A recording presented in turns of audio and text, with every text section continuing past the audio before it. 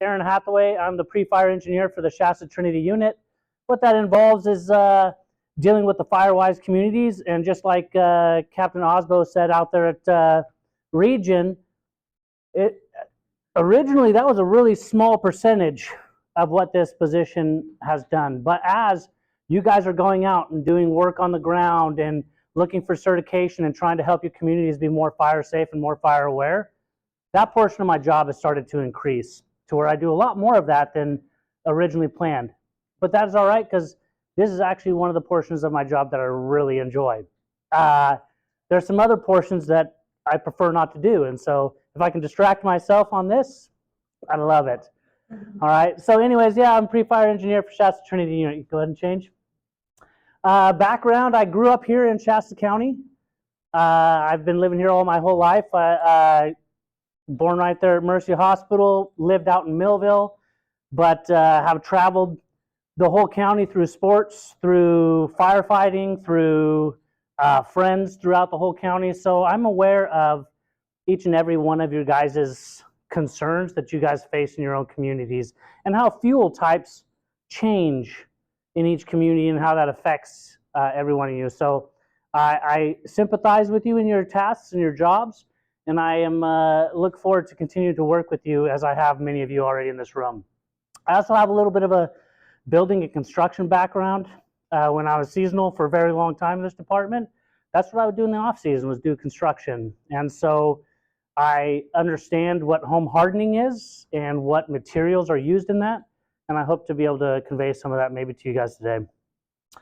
And then relevant duties. I oversee, in this position, I oversee all the defensible space inspectors for Shasta and Trinity unit.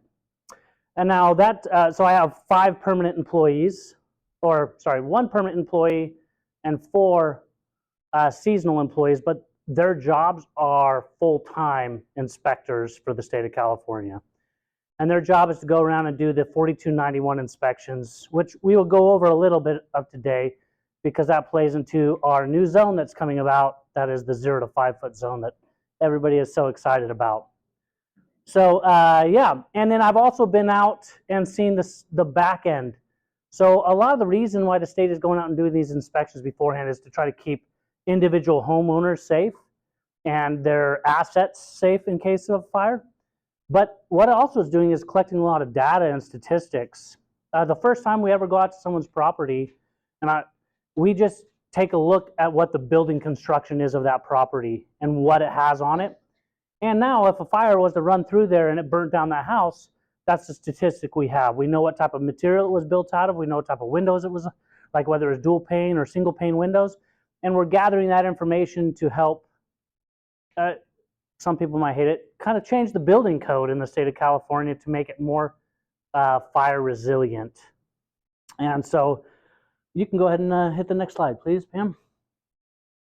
So the priorities for this presentation, talk about a little bit about the variability of fire, talk about pre-fire defensible space and what it is, limitations of defensible space, and that's where we're starting to see some changes, right? Those limitations, we recognize those were there, and that's why we're bringing up a 0 to 5 foot zone, and so we're always trying to progress and to make it safer for the landowners. I have a bunch of photos post of the CalFire and the campfire showing why home hardening is important, why the 0 to 5 foot zone is important. And then we'll talk about the new 0 to 5 foot zone, what some of the regulations are going to be in that, and some ways that we can kind of do those in a cheap manner. And then last, we'll just go over some of the citing of stuff I used. So priorities for the state of California come in 3 ways. First, it comes as life safety. We take that over as a priority over everything else, okay? And then second is property, improvements to property. So it's not just your 40 acres of bare dirt. That falls under number 3, protecting the environment. Number 2 talks about our improvements, or monetary value type improvements, right? So you build a house and you want to protect that. That's number 2 of our priority when we have fires. And then number 3 is just protect the normal or the general landscape around. Okay? So with the variability of fires, there's a lot of things that change how that fire moves. Okay, we have topography, which changes it. We have wind speed, direction. We have consistent fuel beds or inconsistent fuel beds. That's the whole purpose of us doing defensible space, is trying to manipulate the land and the general growth of how things want to grow in our environment, manipulate them so when a fire comes through here, it's not consistent enough that allows fire to run through it and destroy your property and your assets. All you guys are Shasta County residents and live up here in the North State. You guys have seen traumatic fires come through. And you guys have seen us try to get out ahead of them and stop them with no results whatsoever. Even with these fuel breaks that we're building, even with these, there are a small percentage of fires that on a 1% like horrible day that they're just going to create devastation no matter what. You go back to 1992 and you do the Fountain Fire. That was a one-day fire pretty much. The majority of the damage that was done on the CalFire, one day. The majority of the damage done on the Camp Fire in 2018 as well, one day. You go to the Tubbs Fire in 2017, which burnt into Santa Rosa. The majority of the damage done, one day, right? And so there is going to be a small percentage. Unfortunately, those are the ones that we see and stand out most to us, right? So Defensible Space Program, like I said, I have 5 employees total. They go out and do inspections. We end up seeing a total of about 5,000 residents a year. Now, I just looked up Shasta County. I just did it the other day and did a parcel map. And we have roughly 98,000 parcels here in Shasta County. That doesn't mean all of them are developed, because there's a percentage that aren't developed. But as you can see, that's a really small amount. But my direction to my inspectors has always been one thing. I don't care what their number is at the end of the year. It could be 2,000, as long as we are going out and making contact with those landowners. And sometimes the reason our numbers are as low as they are is because we go out and we're talking with those landowners, and we spend 35 minutes instructing them and teaching them and showing them, whether it be through videos on our phone or just using our defensible space inspection checklist and the laws that are associated with it. We spend a lot of time with them, and that is my goal, is always public communication and meeting with the public. And so that's the way we're doing it here in Shasta and Trinity County. Yes, it does mean our numbers are maybe a little bit lower than everything, but you know what that means is the next time I come up to that house, that's a 2-minute meeting, right? And that's a pass rather than a fail. Maybe the first time I went to that house, it was a fail, and we spent the 30 minutes instructing why it's dangerous to have your wood pile right up against your house, or it's dangerous to have, this type of building material, or a deck that's attached to your house without scraping the dirt around it and clearing that dirt around it so the fire has direct flame impingement on it. So anyways, that's our main goal.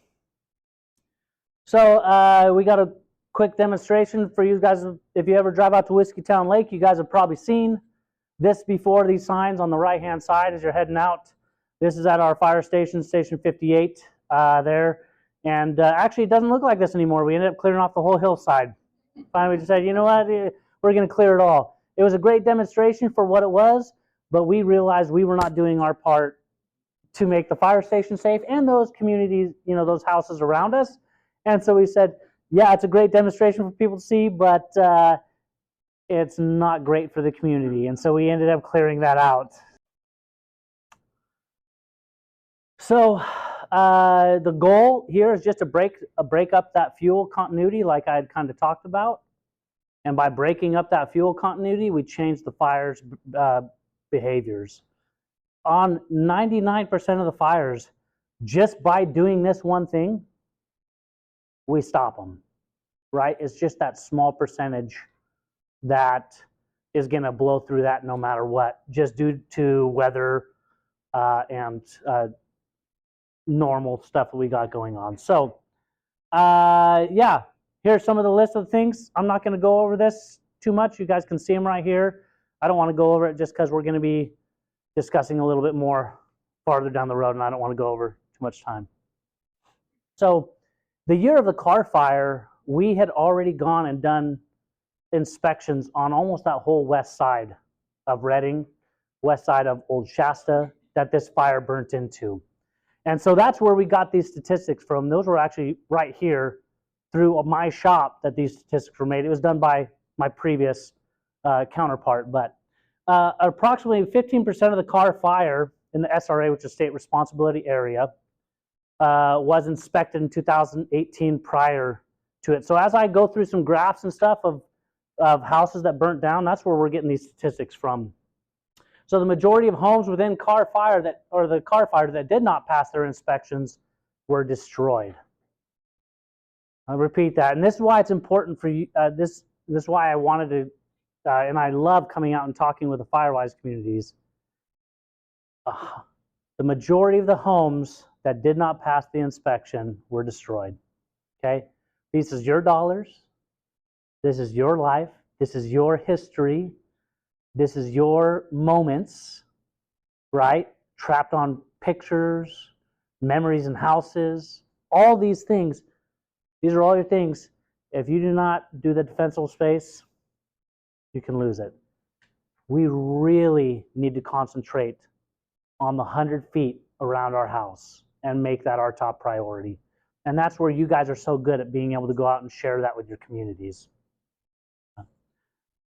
So where the 4291 inspections fell short, right, is in the past, we've allowed bark mulch right up against houses. We've allowed fences, wood fences in neighborhoods to connect from one house, run your fence line to the next house, run your fence line to the next house, and to the next house. We fell short in that, in the fact that now we are creating a consistent fuel bed for fire to travel. For the bark mulch, in 2017, there was a fire called the Thomas Fire down in Southern California. And this was Montecito, like big dollar, multi-million-dollar homes that I was down there to be a part of in defending. And it felt weird, like I come on this property and these owners, probably spend $100,000, $200,000 a year on landscaping on their properties. They have professional landscapers coming and doing the work, right? We were still losing houses. Even with all that, right? Everything trimmed down. And a large percentage of the reason we were losing houses down there is because bark mulch right up against the house. And we would be there when the initial fire front came through, and we'd be protecting it, but then we'd have to run to the next house to protect it when that initial fire front came through, and there was a little piece of bark smoldering that we missed as we walked, right? And so we would come back to these houses 3-4 hours later, we'd realize there was a structure fire in these multi-million-dollar homes. And so that's where we fell short on a lot of it, and that's where the 0 to 5 foot zone comes about. And so most large and destructive fires burn in well above average weather conditions. For instance, the CalFire, which actually had its anniversary 2 days ago. It's the 28th of July today. 26th of July is when it started. And so that was the hottest day of the year so far that day in Redding. It was 116 degrees, and it was miserable. I remember it. But so anyways, that's some of the limitations or the problems we've had in the past, and we're trying to fix some of those things. All right, this is just talking about some other laws that have changed. So in 1991, houses built previously in 1991, they didn't have county rules as far as offset. What that means is if you were going to build a house, and let's say you had an acre lot you were going to build that house on, you could build that within 5 feet of your property line. You could put your house within 5 feet of your property line. Since 1991, the incorporated county of Shasta County said, hey, you know what, we're not going to allow that anymore. We want a 30-foot offset, which means that now most construction, unless you get some sort of waiver, it has to be at least 30 feet from your property line. Where that comes into play is defensible space inspections. We are only able to allow, the law only allows us to have you go in and clean up to your property line. So if you have a house previous to 1991 and you're within 5 feet of your property line, we can only score you and have you clean that 5 feet off that property line. We can't have you held accountable for that other 95 feet to get that 100-foot span. Does that make sense to everybody? Let's go on the next one. Yeah, so here's some of the statistics from the CalFire, and this one's just from the CalFire, from the CalFire, I apologize. So 2008 is when that Chapter 7A compliance came into. It changed a couple things. Before 2008, in our e-venting, right, we were able to have 1/4-inch mesh vents. Then, after 2008, we went to 1/8-inch mesh. And we also changed, it said that if you live in a high fire hazard severity zone, you had to have dual pane windows, right? Or it might say now, I mean, it's evolved. Now it even includes, if you live in a high or very high severity zone, that you have to have gutter guards on your gutters. That your gutters need to be made of aluminum instead of plastic. Yes, you can go out and buy plastic gutters for your house. Yeah, strange. But it means they have to be made out of some sort of non-combustible material.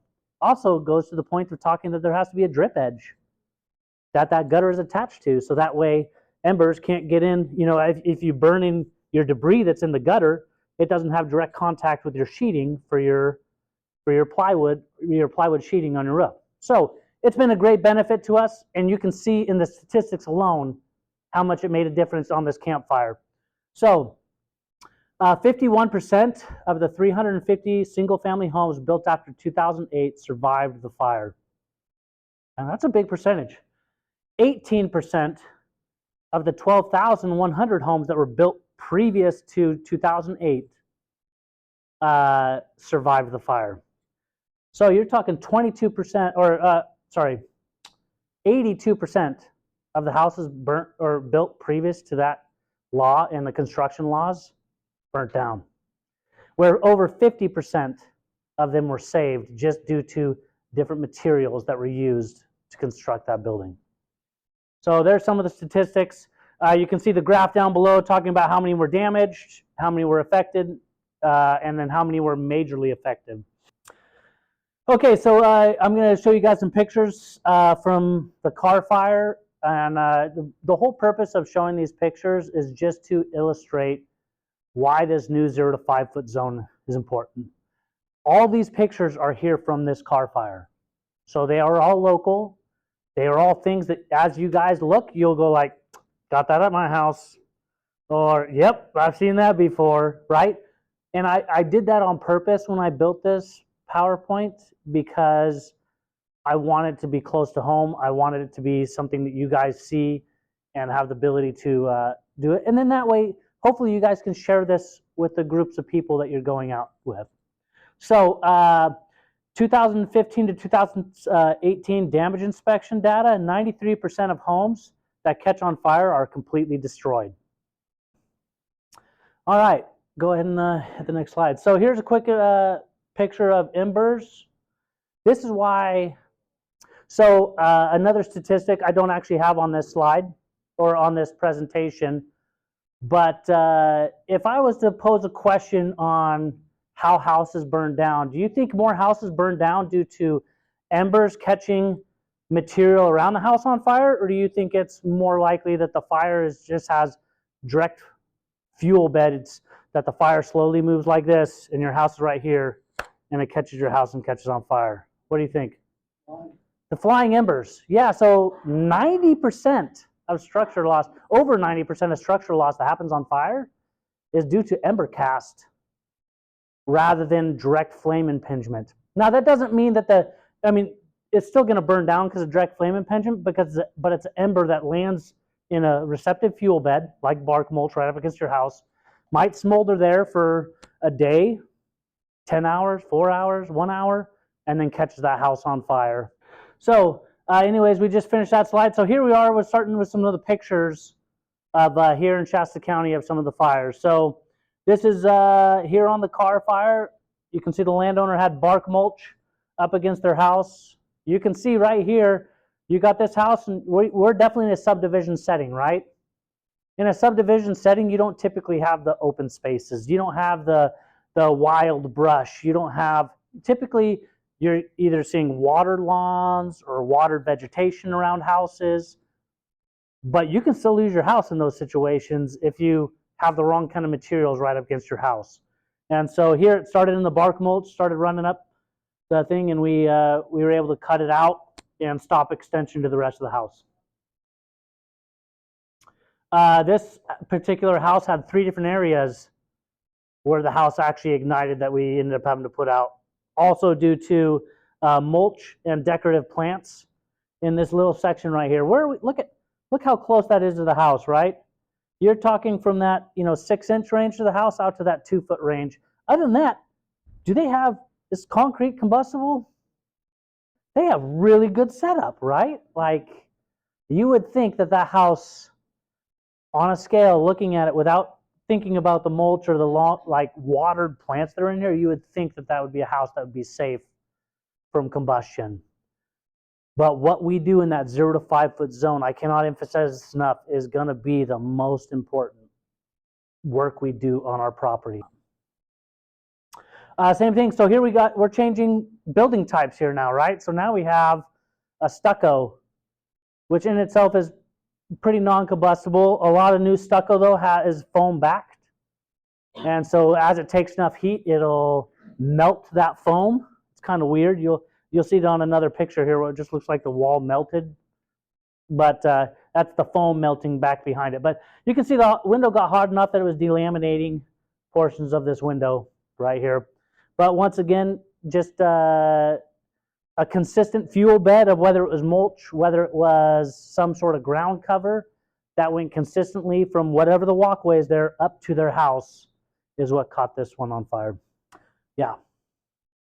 Another one with a planter right up next to it. We're talking on a patio here. So the new 0 to 5 foot zone is actually going to take into what we have on our back patios into account. It's going to take into effect what we store next to our houses. Good. So here's where I can say it looked like it just like melted off the wall. That's because in today's new construction, whenever you're doing stucco, you almost have to like beg the contractor to do it the old way. Otherwise, they just do it this way. It adds insulation and it makes it so they don't have to do, it cheapens their material cost. So, but this happened because of garbage cans right next to their house. Who does that right outside their garage? Yeah, I bet 90% of us do that, right? 90% of us do that because we don't want it in our garage because it stinks. So we put it outside our garage. Well, those garbage cans can catch on fire really easily. So here we have a planter bed. You can look at some of the other plants that didn't burn around it. Would you say they're watered on a daily basis? Yeah, I would too. Yeah. So we're back to a different, more of a wood type construction on the exterior there. That could be, I guess, concrete siding, but I'm going to go with wood. Burnt up through the planters into it. So the new 0 to 5 foot zone also is going to cover, encourage, I guess I should say. It's not going to restrict, but encourage you to keep garbage cans away, trailers away from your house if there's a way for those to start on fire, vehicles. And then, here's a picture of a fire that probably started on this little wood deck right here. And it's not that the deck itself is flammable, it's the little bit of material underneath, right? And that's part of the reason why in the new 0 to 5 foot zone, it's going to recommend, and not recommend, it's going to enforce, if you have a raised patio or a deck like this, that you have that 100% clean underneath. All right, so this is a couple pictures from the CalFire of wood deck. You can see where we came in and all in general, would you say this deck is pretty clean of debris? Right? The thing I don't know from this picture, if there was a piece of furniture there with a cushion on it, right? Because those foam cushions, they burn really well. So the fence posting, the campfire, in one of the parts that Barbara's talked about that they come and talk about is how many houses were lost in the campfire and the CalFire due to fences and them linking houses together and communities together. So this house caught on fire directly due to the fence burning and snaking right into it because there was no break in fence material or combustible material in that fence between the house and it. So the 0 to 5 foot zone addresses fencing and actually making a break right up next to your house by doing a non-combustible material. All right, so look, talking about it, on the left side here, that's the old inspection, 4291 inspection, and what it looked like, it pretty much contained 2 zones, 0 feet to 30 feet, and then 30 feet to 100 feet. Now, in that 0 to 30 foot zone, it did address a lot of the same things that that 0 to 5 foot zone is going to address. It did address branches hanging over your house. It did address having mesh on your chimneys, you know, for your smoke chimneys. But that new zone on the right side for you guys shows that 0 to 5 foot. So if I have a deck and it's an above ground deck, what that means is I include that deck in my 0 to 5 foot zone, which means I'd wrap around my house. Where that deck goes, I wrap around that deck as well. Okay? So the new 0 to 5 zone is going to be called an exclusion zone or a immediate zone. Here's what is written on the state's website as of yesterday. I just went back through because it actually changed. Before yesterday, it actually used to give a spacing, and so your fence had to be 10 feet. The last 10 feet had to be, that's no longer on our state's website. I don't know why. They changed it within the last month. Okay? But yeah, no using bark mulch around your house. They recommend either bare mineral soil, pavers, concrete. The fourth one does change a little bit. It says to low growing plants. I know at my parents' house we have a bunch of decorative plants that are like hedged to like 4 feet, just right underneath the windows at their house. And low growing plants, I went out to Shasta College and talked with the department out there, and they said that that is 12 inches or lower, right? So let's say we have a 60, 70 foot tree right up next to our house, like you might see in Shasta Forest Village or Shingletown or some of the Oak Run area, some of the Whitmore area, right? You might see those things, or even up in your neck of the woods in up there on the eastern side of the county. You might see those kind of things, but as long as you keep that ground underneath it 100% free of debris, is it going to have an ignition source? No, right? Because the majority of trees burn down from the ground up. They don't typically light on fire at the top and then burn down to the stump. That's really rare. And it's really rare to get a sustained crown fire without ground fire underneath it. It just doesn't really happen. And so I hope that the state is talking to us and asking those questions, because a tree that is 24 inches in diameter really does not have a huge threat as far as igniting on fire due to an ember. As we continue on, talks about the new defensible space, talks about outdoor furniture on our property, whether it's combustible or not. My experience and my recommendation is, if you have a couple minutes as you're leaving the house, just throw that out 30 feet past your house, right? Or take it inside. It's going to talk about, in that 0 zone, replacing gates, arbors, or attached stuff to our house. I don't know if it's going to give dimension sides on that, like arbors, right? Like, let's say you have a pavilion out there and it's made out of wood. really an 8-inch by 8-inch timber does not have ignition source. If it doesn't have an ignition source larger than an ember, probably not going to start. Or let's say it's a 2x2 post, but we live in a community that has a bunch of conifers and it's got needle cast all over touching it. That's when we start running into those issues. Yep.